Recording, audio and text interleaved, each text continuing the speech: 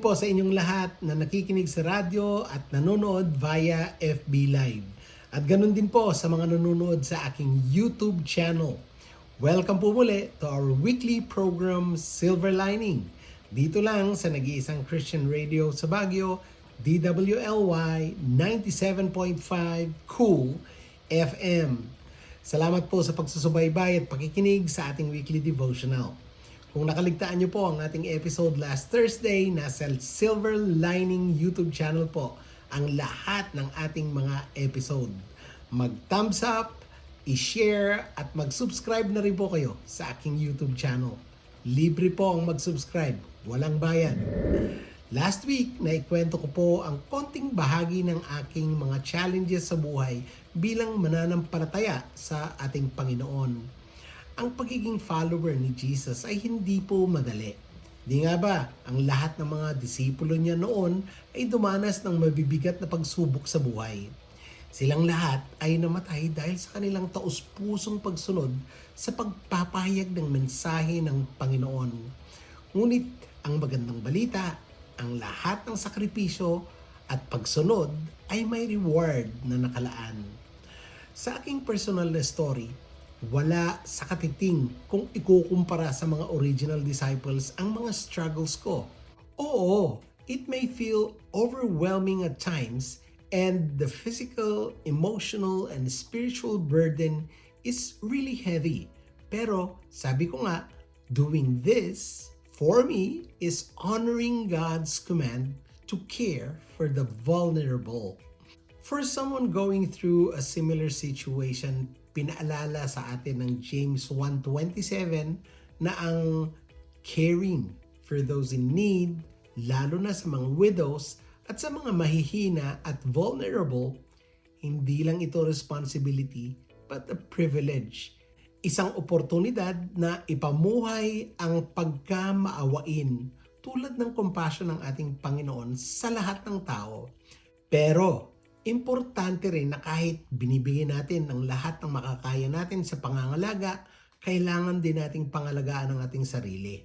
Dahil nakakapagod din ito, physically, mentally, and emotionally katulad ng nasabi ko earlier. Kaya nagbigay po ako ng mga practical lesson and application na sa mga oras ng pagod at struggle, magkaroon tayo ng comfort in knowing that your service is seen and valued ng ating Panginoon. Lahat ng papuri ay sa Panginoon. Habang ako humihingi sa Panginoon ng aking isishare sa inyo ngayon, dumapo sa isip ko ang naganap last week. Napakalaking bagyo at napakaraming naapektuhan ng Hurricane Helene dito sa Amerika. Naisip ko, sa mga pumanaw, ilan kaya sa kanila ang tumanggap sa Panginoong Jesus bilang Diyos at tagapagligtas?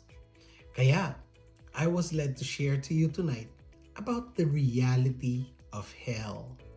Hell no! Yan po ang ating pamagat ng episode ngayong gabi. Binabanggit ng Biblia ang hell in various ways na nagbibigay ng mga babala tungkol sa katotohanan nito. Jesus talked a lot about hell.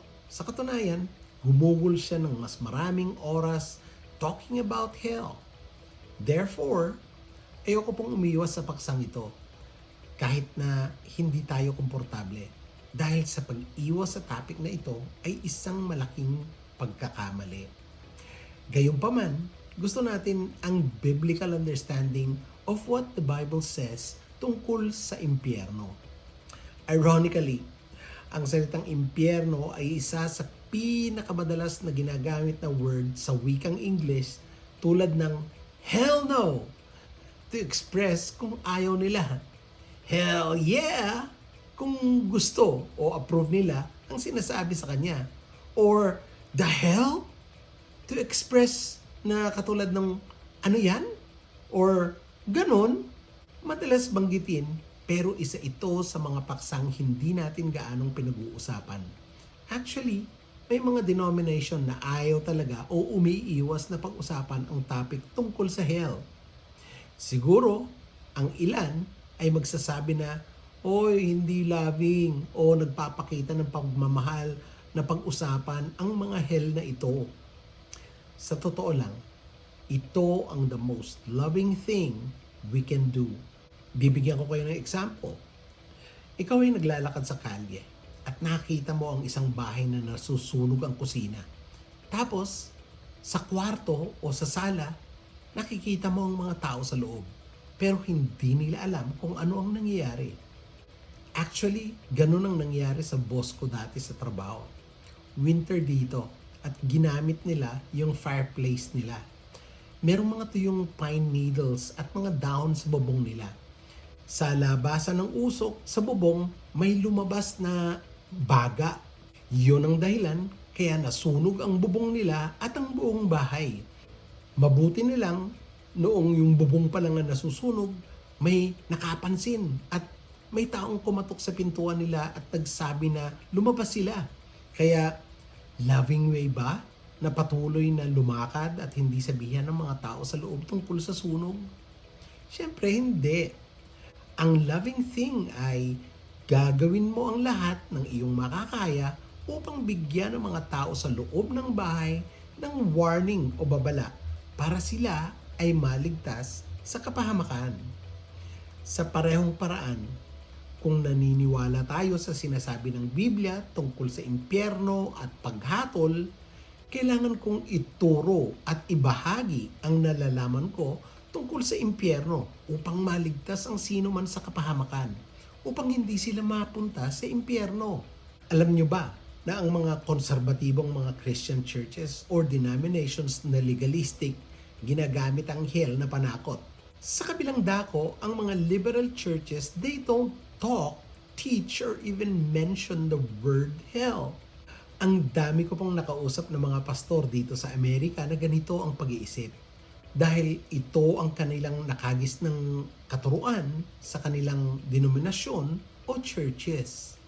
At dahil mahal natin sila at mahal ko rin po kayo, I want to talk to you and to them about hell at ipaliwanag ito. Ang Biblia po ay napakalinaw in pointing out na ang ating buhay sa mundo ay magwawakas. Mamamatay po tayong lahat. Sinasabi sa atin ng Ecclesiastes 3:1-2, "For everything there is a season, a time for every activity under heaven, a time to be born and a time to die." Ang oras ng kamatayan ay maaring dumating ng anumang oras. Maaring mas sooner or maaring mas later. Ang mismo kong nanay ay nagkaroon ng hindi inaasahang sakit noong 2005. Salamat sa Diyos. After 20 years, buhay pa ang aking ina. Actually, 100 years old na siya sa susunod niyang birthday.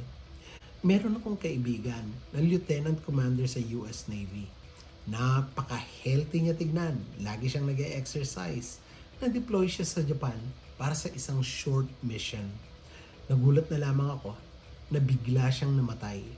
Kaya naman, pinaalahanan tayo ng Biblia to number our days and recognize na konti lang ang araw natin sa mundong ito at maaari tayong mawala anytime. Ano ang mga lessons o katuruan sa Bible tungkol sa hell? Ang impyerno ay madalas na inilalarawan sa Biblia bilang isang lugar ng walang hanggang kaparusahan. A place of eternal punishment para sa mga makasalanan na hindi tumanggap sa ating Panginoong Jesus as Lord and Savior. Si Jesus mismo speak of hell as a place of unquenchable fire, outer darkness, and there is weeping and gnashing of teeth. Basahin niyo po ito sa Matthew 13:42 at saka sa Mark 9:43-48 kung gusto niyo ng katunayan.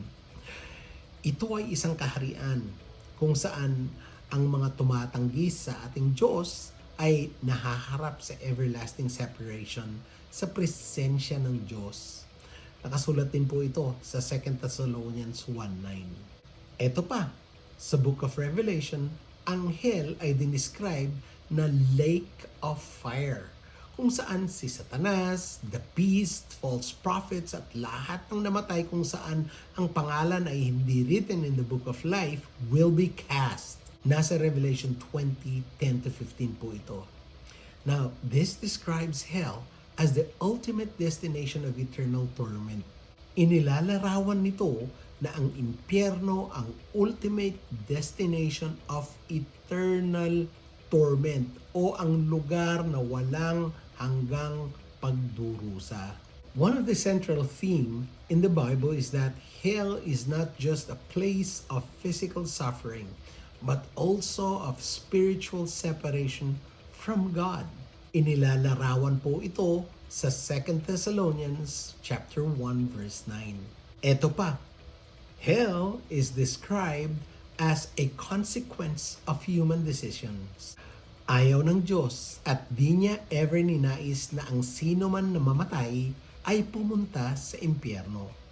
Gusto ng Diyos na ang lahat ay makasama niya sa heaven, ngunit kailangan ng repentance. However, nasabi ko ito mula sa John 3:36 2 weeks ago that rejecting God's offer of salvation through Jesus leads to spiritual death and eternal punishment. Sa kontekstong ito, ang Diyos ay hindi nagpapadala ng mga tao sa impyerno. Sa halip, pinipili ng individual o ng mga tao ang kanilang kapalaran batay sa kanilang pagtanggap o pagtanggi kay Kristo. Desisyon po ng tao. Basahin niyo po ito sa John 5:24 to 29. Kamakailan lang, meron akong natanggap na message tungkol sa buhay. Ang sabi, ang buhay daw is about choices. Which I agree kung batay sa tunay na katuruan sa Biblia. Pero sa sumunod na sentence, ang sabi, live well and it will never go wrong. Okay na sana ito kung hindi base sa definition ng mundo ng about living well. Na gumawa ng mabuti, sundin ang batas, maging relihiyoso, magpakayaman. Ang paggawa ba ng mabuti sa sarili kong pamamaraan ang sinasabi ng Biblia na you will not go wrong? Paano na ang tulad kong hindi maganda ang nakaraan? We only have two choices, my friends. To be saved and not to be saved.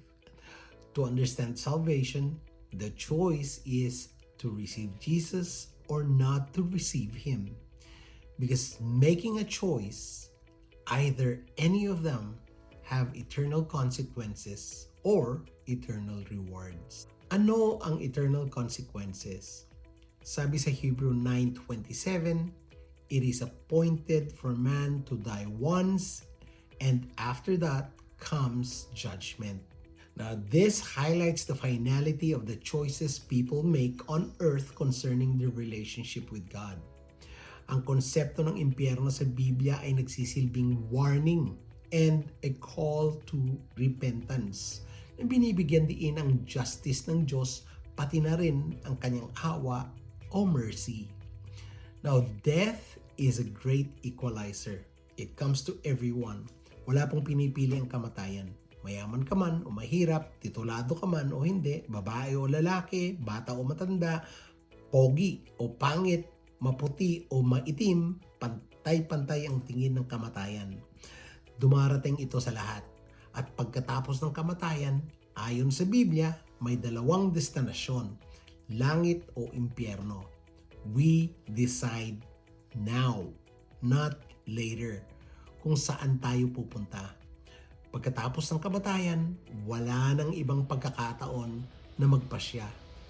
Binibigyan po tayo ng napakaraming pagkakataon ng Panginoon bago tayo mamatay. At ikaw, kaibigan, ang magdedesisyon kung saan ka pupunta.